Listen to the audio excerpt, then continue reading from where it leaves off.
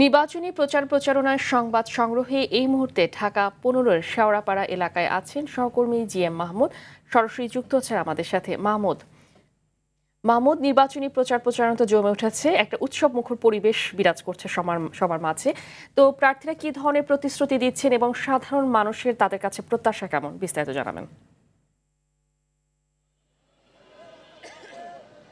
আমিদা ঢাকা ১৫ আসন, এই সংসদীয় আসন কিন্তু মিরপুর এবং কাফরুল এলাকা নিয়ে এই আসনটি।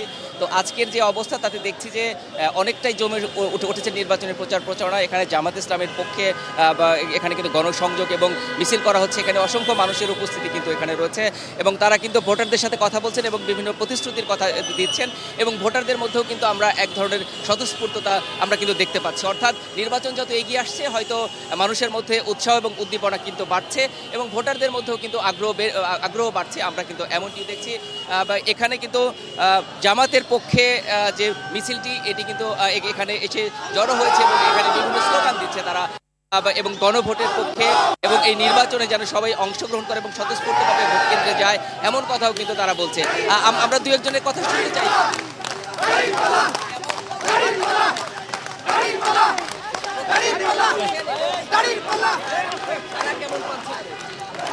জি আলহামদুলিল্লাহ, আমরা গত ২২ তারিখ থেকে নির্বাচন কমিশনের বিধিনিষেধকে মান্য করে আমরা ডোর টু ডোর এবং ব্যক্তি পর্যায়ে আমরা সর্বত্র সবার সাথে গণসংযোগ করে যাচ্ছি।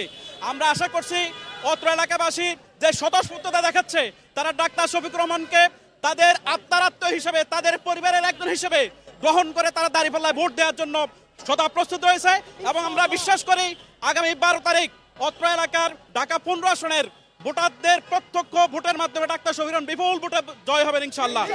এবং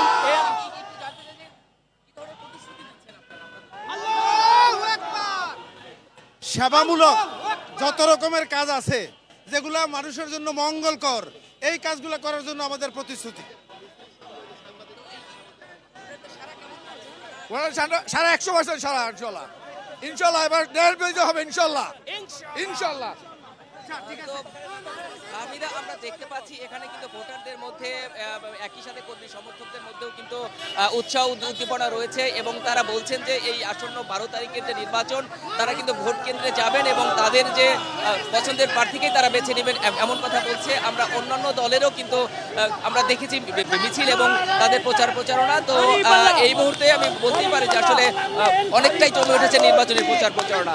তো মিরপুর থেকে ঢাকা সংসদীয় আসন ১৫-র যে প্রচারণার অংশ সেগুলি আপনাকে দেখানোর চেষ্টা করলাম। ফাহমিদা, ধন্যবাদ আপনাকে।